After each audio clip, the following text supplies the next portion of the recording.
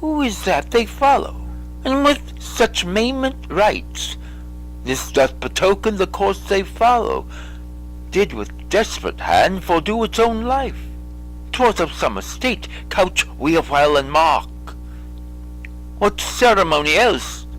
This is Laertes, a very noble youth. Mark, what ceremony else? Her obsequies have been as far and large as we have warranties. Her death was doubtful. And but that great commander sways the order, she should in ground unsanctified have lodged, till the last trumpet, for charitable prayers, chards, flints, and pebbles should be thrown on her. Yet here she is allowed her virgin rites, her maid instruments, and the bringing home of bell and burial. Must there no more be done? No more be done. We should profane the service of the dead to sing a requiem, and such rest to her as to peace-parted souls.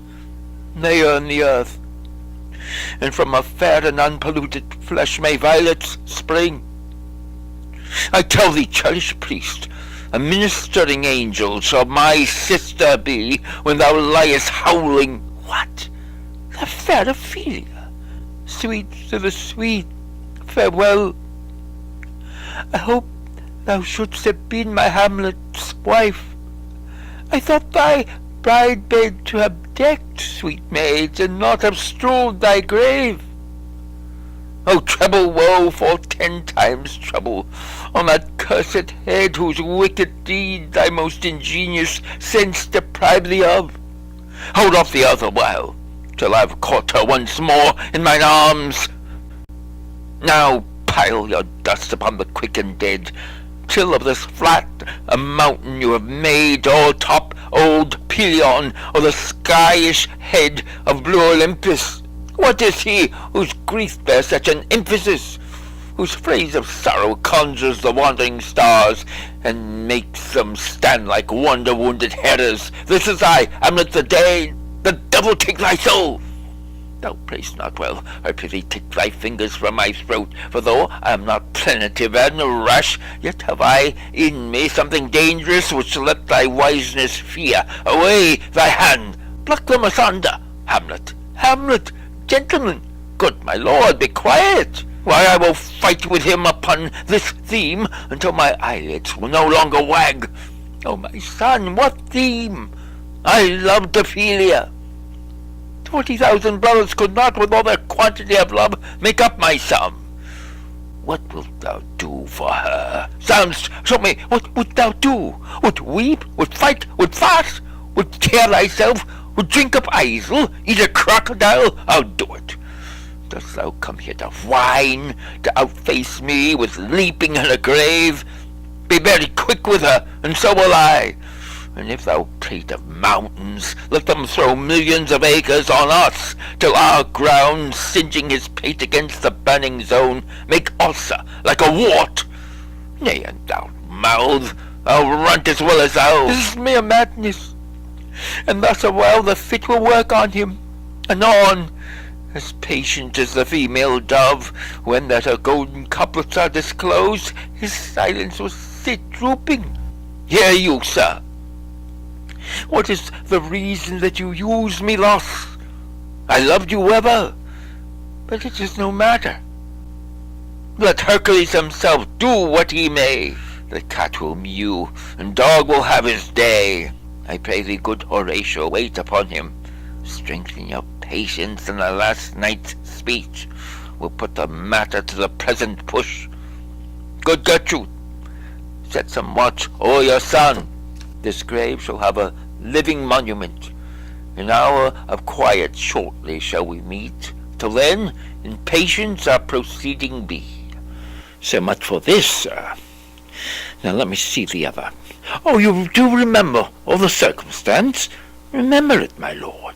Sir, in my heart there was a kind of fighting that would not let me sleep. Methought I lay worse than in the mutanes and the bilboes. Rashly, and praised be rashness for it. Let us know. Our indiscretion sometimes serves us well, when our deep plots do fail, and that should teach us there's a divinity that shapes our ends, rough hew them how we will, that's most certain. Up from my cabin, my sea gown scarfed about me, in the dark groped I to find out them. At my desire, fingered their packet, and withdrew to mine own room again, making so bold, my fears forgetting manners, to unseal their grand commission, where I found Horatio, royal knavery, an exact command, lauded with many several sorts of reasons, importing Denmark's health and England's too, with such bugs and goblins in my life, that on the supervised no leisure bate it, no, not to stay the grinding of the axe, my head should be struck off. Is it possible?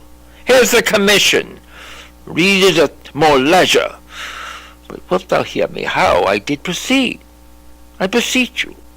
Being thus benetted round with villainies, ere I could make a prologue to my brains, they had begun the play.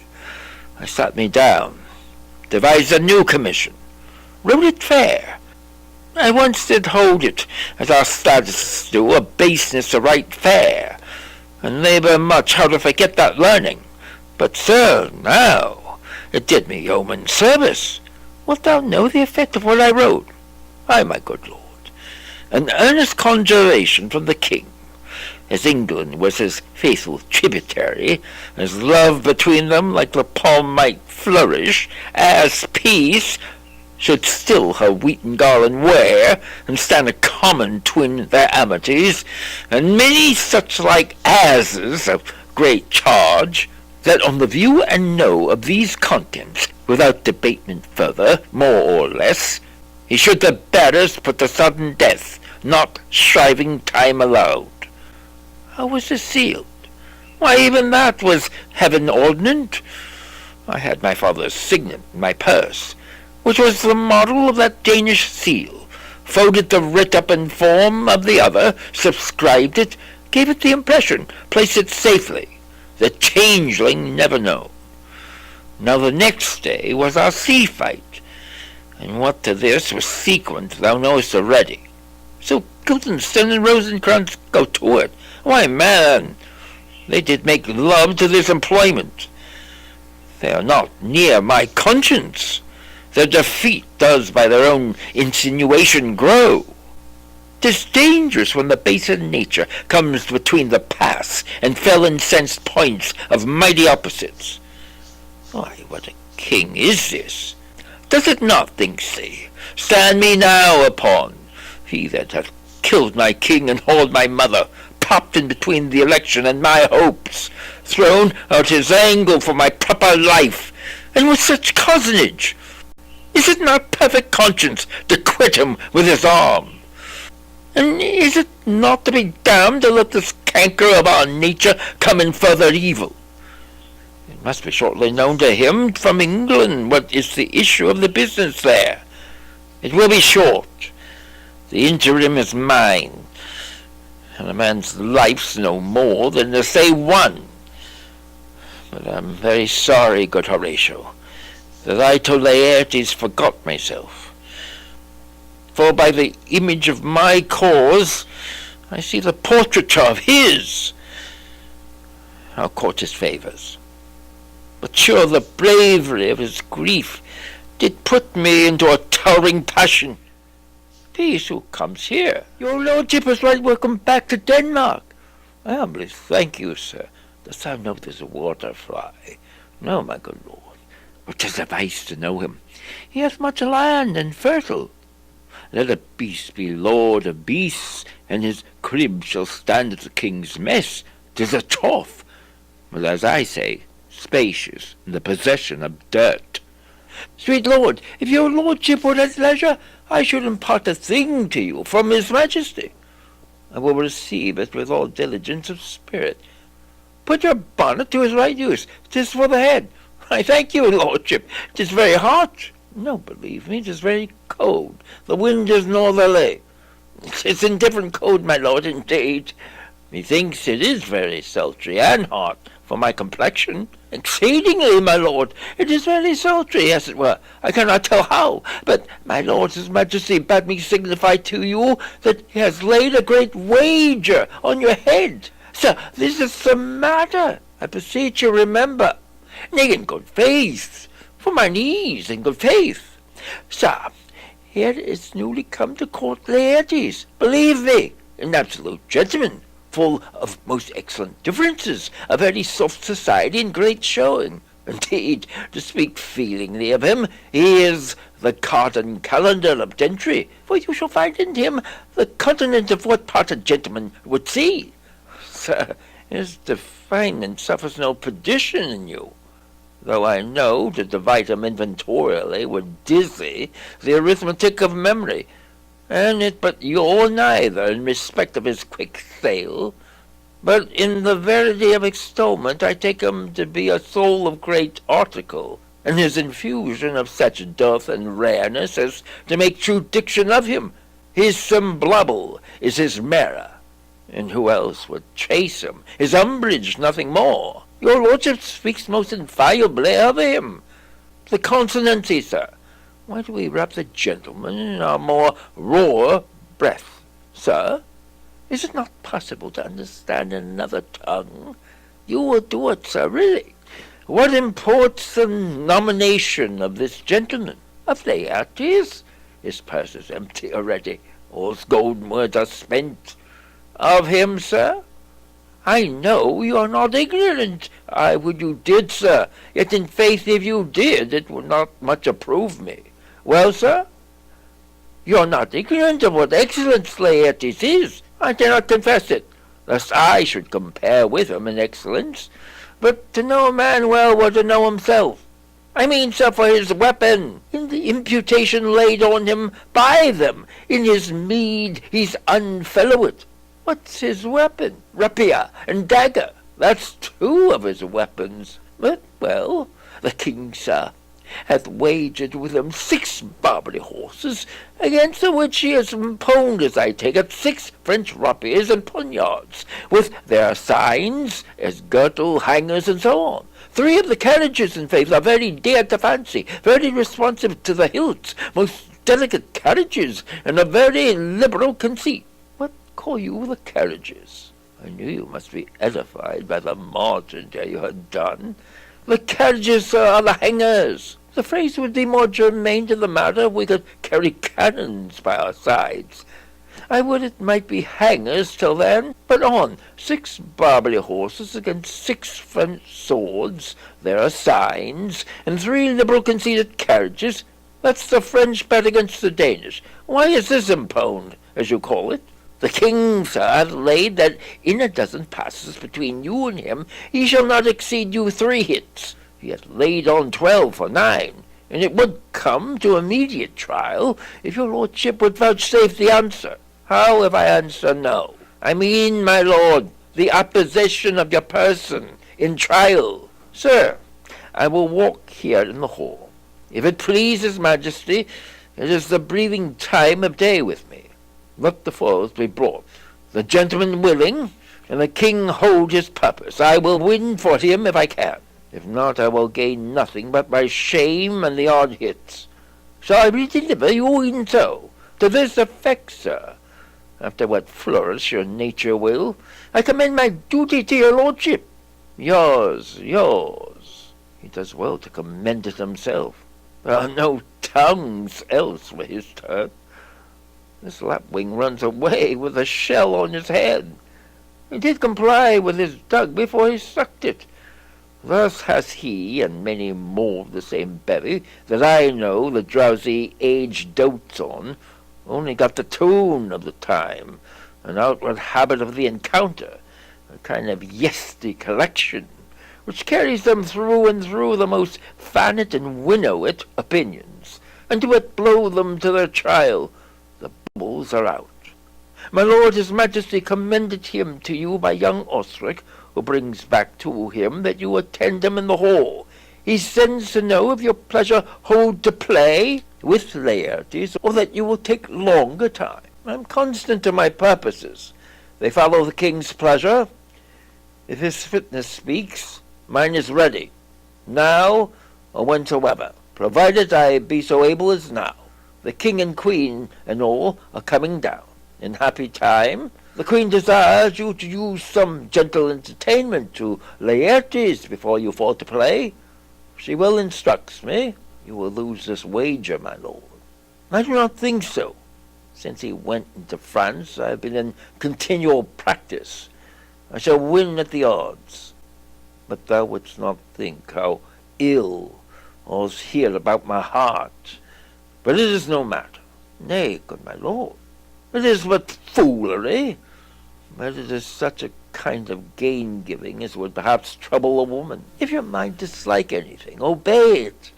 I will forestall their repair hither, and say you are not fit. Not a whit. We defy augury. There's a special providence in the fall of a sparrow. If it be now, 'tis not to come. If it be not to come, it will be now. If it be not now, yet it will come. The readiness is all.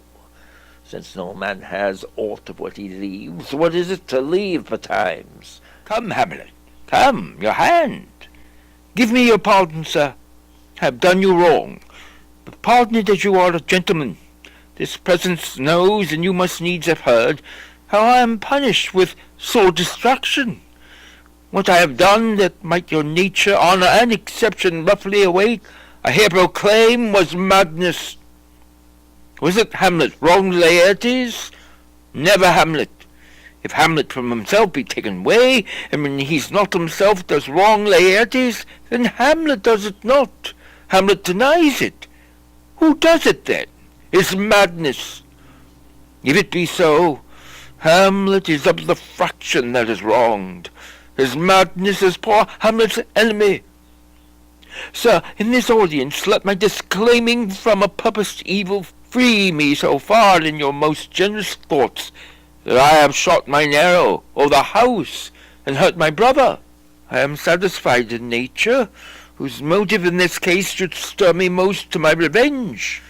But in my terms of honour I stand aloof, and will no reconcilement till by some elder masters of known honour I have a voice and precedent of peace to keep my name ungalled. But till that time I do receive your offered love like love, and will not wrong it. I embrace it freely, and will this brother's wager frankly play. Give us the foils, come on. Come, one for me. I'll be your foil, Laertes. In mine ignorance, your skill shall like a star in the darkest night stick fiery off indeed. You mock me, sir. No, by this hand, give them the foils, Osric. Cousin Hamlet, you know the wager. Very well, my lord. Your grace hath laid the odds on the weaker side. I do not fear it. I have seen you both. But since he's bettered, we have therefore odds. This is too heavy. Let me another. This likes me well. These foils have a length. Ay, my good lord.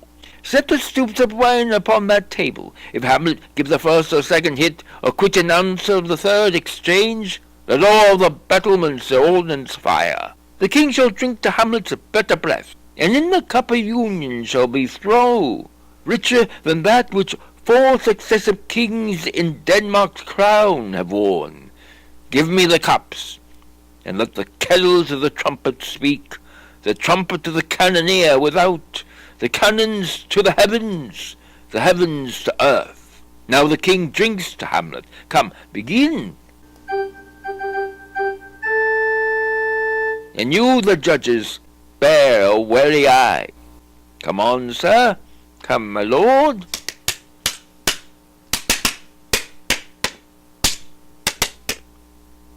One? No. Judgment? A hit. A very palpable hit. Well, again.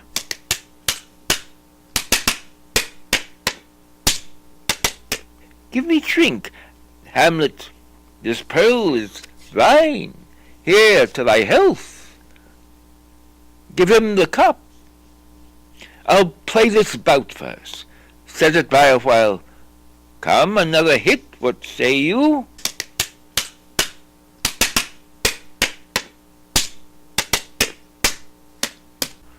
A touch, I do confess.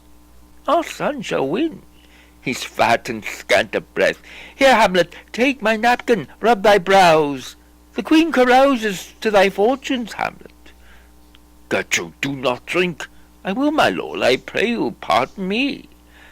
It is the poisoned cup. It is too late. I did not drink yet, madam, by and by. Come, let me wipe thy face. My lord, I will hit him now. I do not think it. And yet 'tis almost against my conscience. Come for the third Laertes, you but dally. I pray you, pass with your best violence. I'm afraid you make a wanton of me. Say you so? Come on.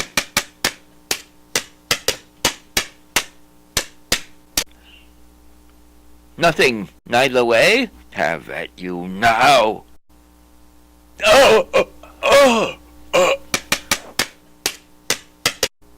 Nay, come again.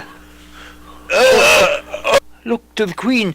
They bleed on both sides. How is it, Laertes? Why, as a woodcock to my own springe Osric, I'm justly killed with my own treachery. How does the queen? She swoons to see them bleed. No, no, the drink, oh my dear Hamlet, the drink, I am poisoned.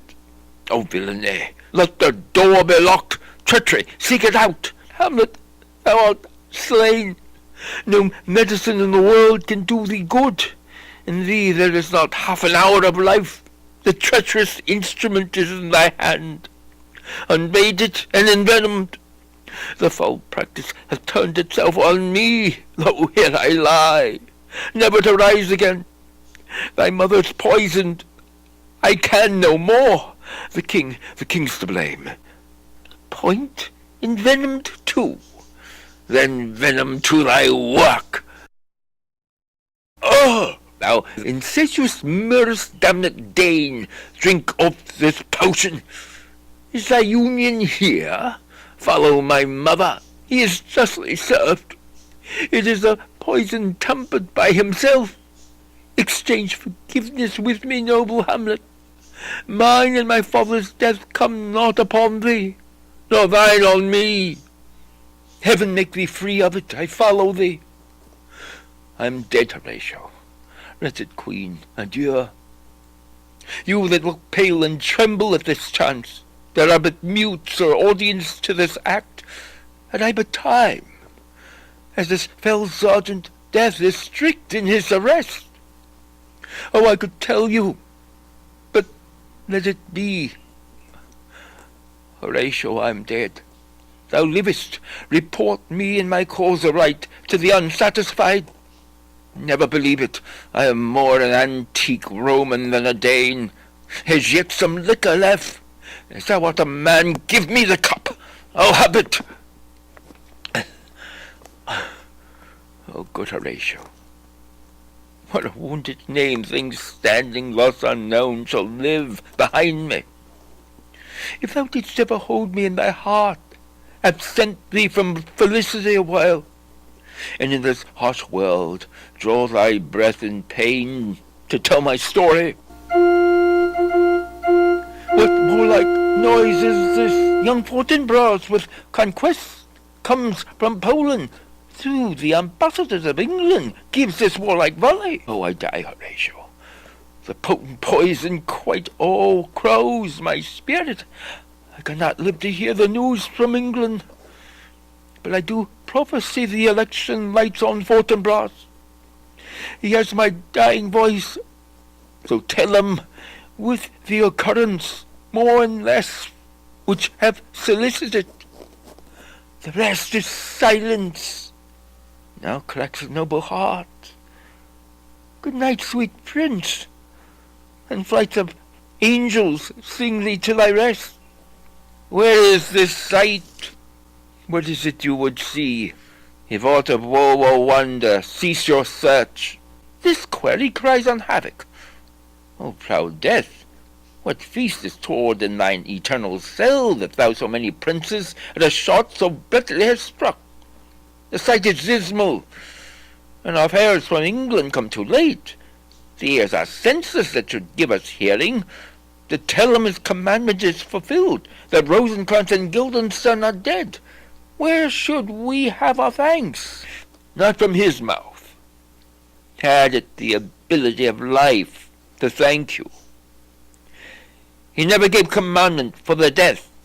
But since, so jump upon this bloody question, you from the Polack wars and you from England are here arrived, give order that these bodies high on a stage be placed to the view. And let me speak to the yet unknowing world how these things came about. So shall ye hear of carnal, bloody, and unnatural acts, of accidental judgments, casual slaughters, of deaths put on by cunning and forced cause. And in this upshot, purposes mistook fallen on the inventors' heads. All this can I truly deliver. Let us haste to hear it, and call the noblest to the audience. For me, with sorrow, I embrace my fortune. I have some rights of memory in this kingdom, which now to claim my vantage doth invite me. Of that I shall have also cause to speak, and from his mouth whose voice will draw on more. But let the same be presently performed, and even while men's minds are wild, lest more mischance on plots and errors happen. Let 4 captains bear Hamlet like a soldier to the stage, for he is likely, had he been put on, to have proved most royally, and for his passage the soldiers' music and the rites of war. Speak loudly for him, take up the bodies. Such a sight as this becomes the field, but here shows much amiss.